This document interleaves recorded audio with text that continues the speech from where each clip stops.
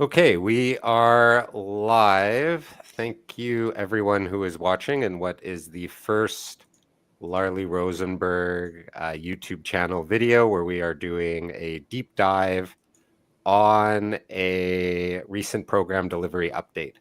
And what program delivery updates are is they are IRCC typically changes to their guidelines. And the guidelines, for those that don't know, there's two parts of the IRCC website. There's the forward-facing part of the website for applicants, and then there's the backwards-facing, for lack of a better word, guidelines, which are what officers rely on when assessing applications. The guidelines aren't binding on officers. That's why they're called guidelines, but typically officers essentially treat them as binding. And when an officer deviates, there's some federal court jurisprudence which provides that they have to explain why.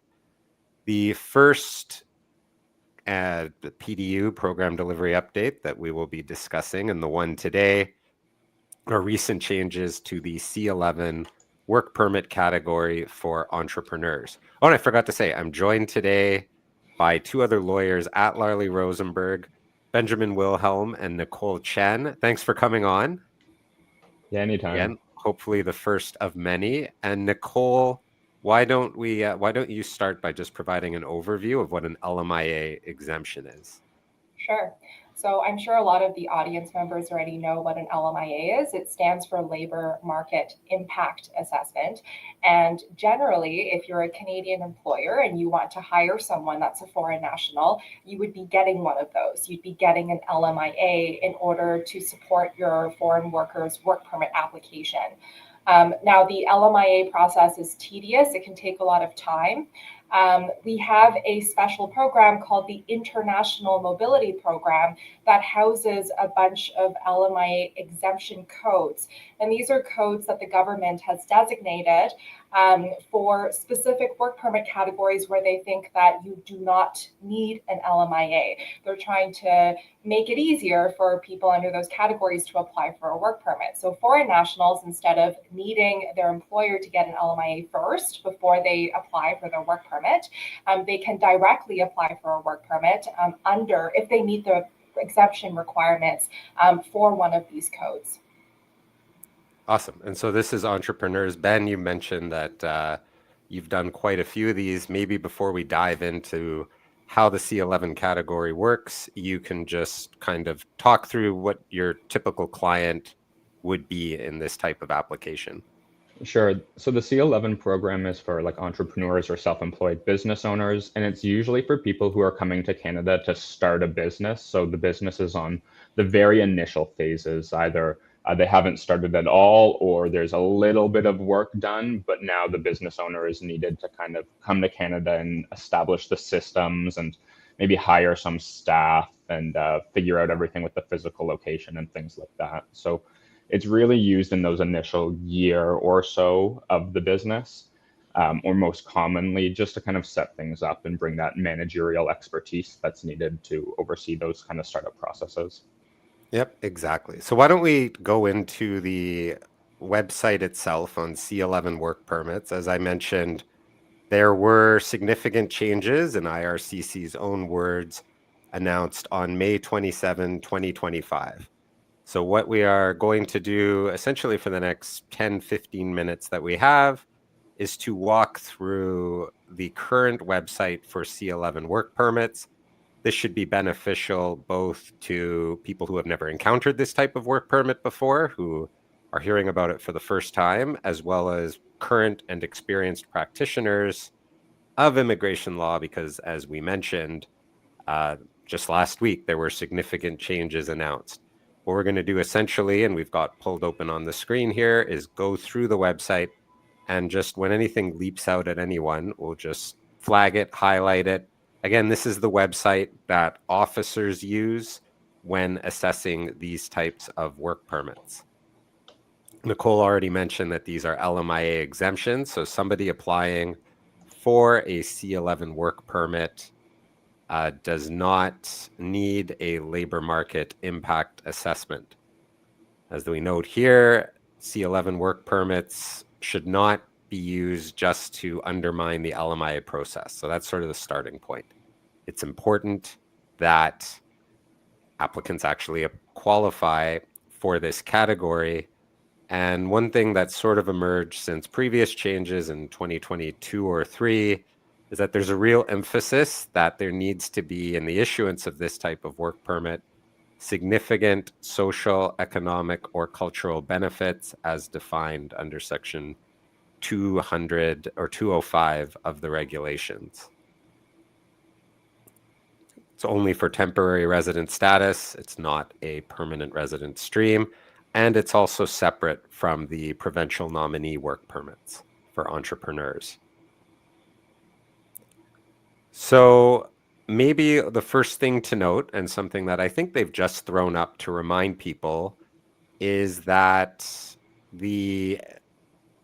any period of self-employment is not calculated toward the period of work experienced under the Canadian Experience class. Before they got rid of arranged employment points, people could get a C11 work permit and then get points as arranged employment under the federal skilled worker class. That's sort of a moot point at this point. It used to be a good way to get 200 points in the comprehensive ranking system. That is no longer the case because they got rid of arranged employment points. I don't know if either of you want to talk quickly about the difference between self-employment in the immigration context versus other categories.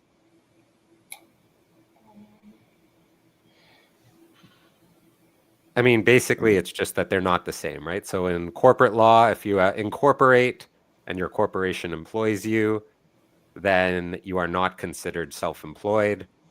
In the immigration context, that's not how it works. Self-employed essentially just means if you control your company. There's all sorts of ways that some people try to navigate around that, but that's a bit beyond the scope of what we are talking about today.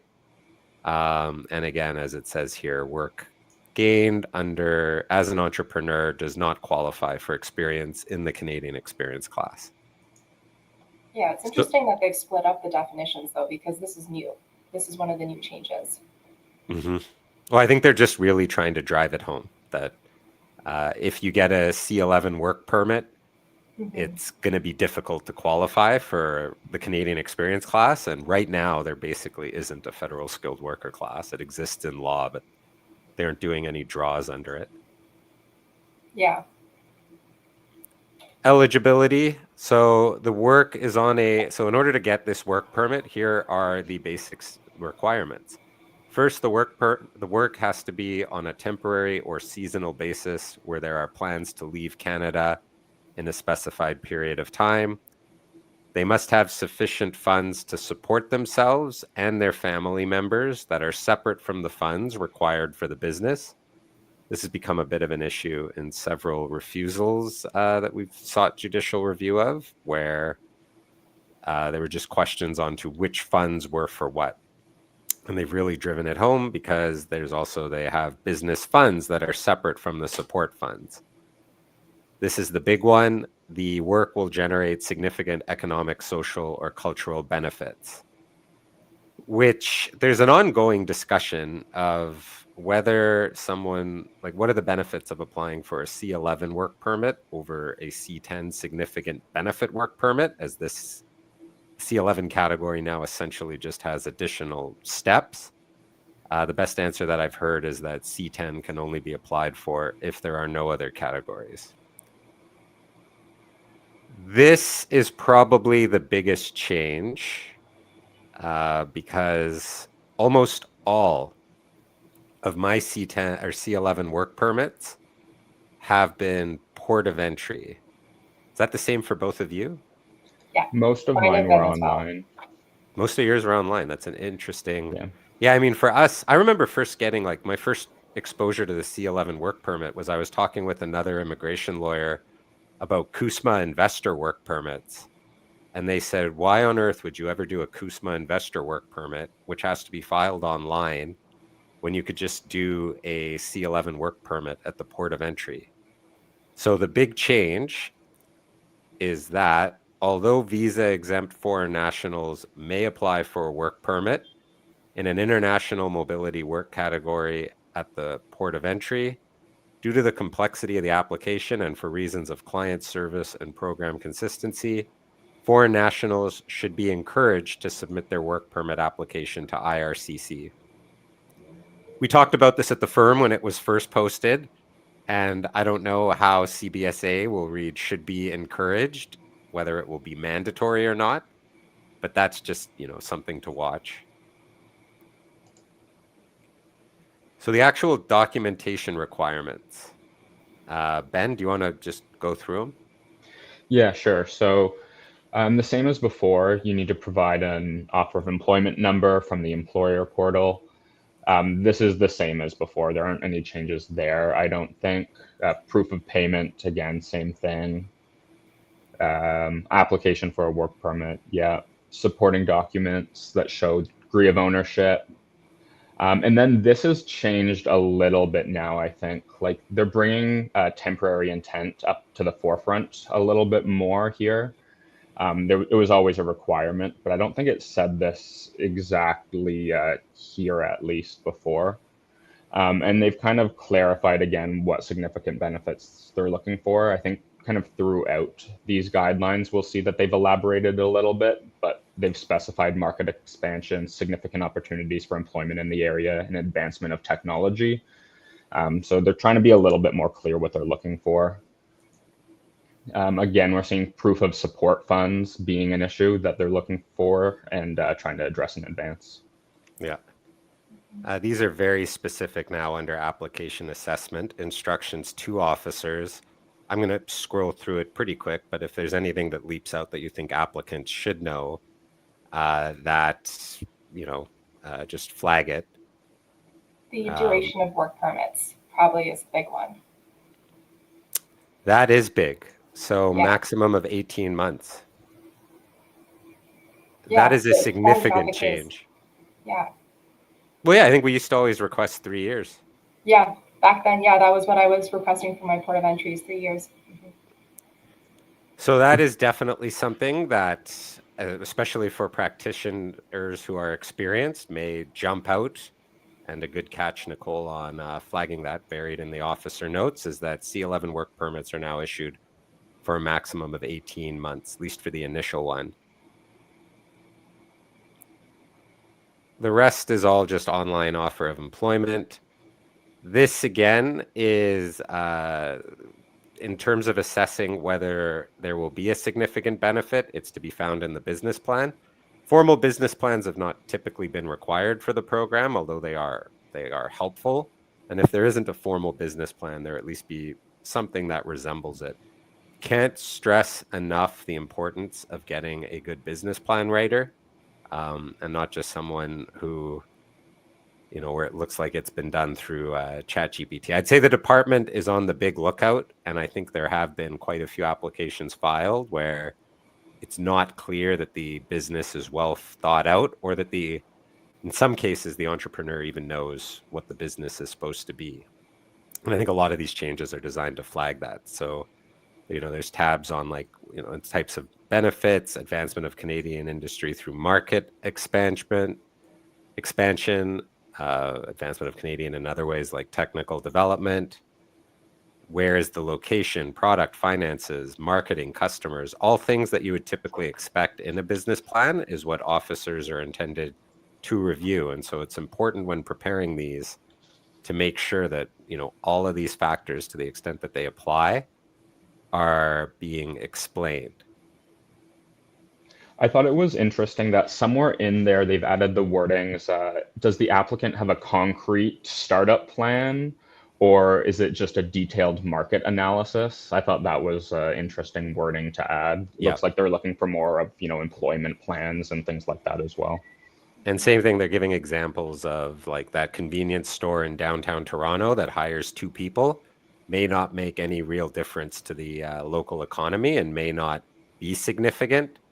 Whereas if the same store is in a small rural area, then the benefit may be there, as there's a much smaller pool of people. I love how they give the example of, is it the only Tim Hortons in town? This is always the key and one of the mandatory requirements. This hasn't changed. It's only where the applicant controls at least 51% of the business. So before, I actually think it said 50%, but they wouldn't allow two owners except in exceptional circumstances, I think. So Even they've clarified then that it's a pure 51% or more. Yeah, no exceptional circumstances anymore. They're just getting rid of that. Support funds we talked about. I'm not going to get too in detail, other than that it lists what the funds can be in the form of. And one area that at least some consultants have referred me cases is there's a lot of stress on that the funds have to be unencumbered, which requires some sort of a proof as to where the funds locate, or like what the source of the funds are. And so just having, say, a bank certificate which says a total amount of funds may not be sufficient. They added wages there, which is nice, I think. That if they have a current business, they can rely on those wages. Yeah. Yeah. Business funds, temporary period of stay. When this was first brought in a few years ago, people thought it would be a big issue, but it has not been to date. It will be interesting to see if it becomes one where for year-round businesses, there has to be a plan that the foreign national only intends to remain for a temporary period, that period now being 18 months, and that there needs to be some sort of a transition or exit plan. And I guess the logic behind this is that permanent residents, because of the end of those arranged employment points, may not be an option. So the need to establish temporary intent really does become paramount. If there's anything that you see in here on the officer notes on what to insert into the work permit approval or reasons, definitely flag. It is interesting to note that here, if there are any offers with a longer duration than 18 months, there needs to be a definite plan to transition out of the business. This actually might be the big takeaway. This duration of the business is probably the biggest change to the C11 category. And again, for those who are unfamiliar with what this type of web page is, it's the guidelines to officers on how to assess entrepreneur work permits. Specific notes on refusal that, you know, have kind of the standard stuff that officers are supposed to reference. I will say that when it comes to the C11 work permit refusals that I've been asked to review for judicial review, they don't seem to have, for the most part, the same Chinook style bulk template refusals. Extensions. So with that 18-month duration, it's necessary again to reassess the significant benefit. There needs to be the same plan on how the foreign national will leave, and there's some supporting documents referenced. And so that's about it, as is often. And what's nice is you can see the previous updates from 2022 in September. But yeah, so that, I don't know if either of you have any final thoughts on this little walkthrough through the C11 category. I think that's pretty much it. It's nice that they expanded on significant benefits a little bit. But yeah, the duration is the big change, I think. Mm-hmm.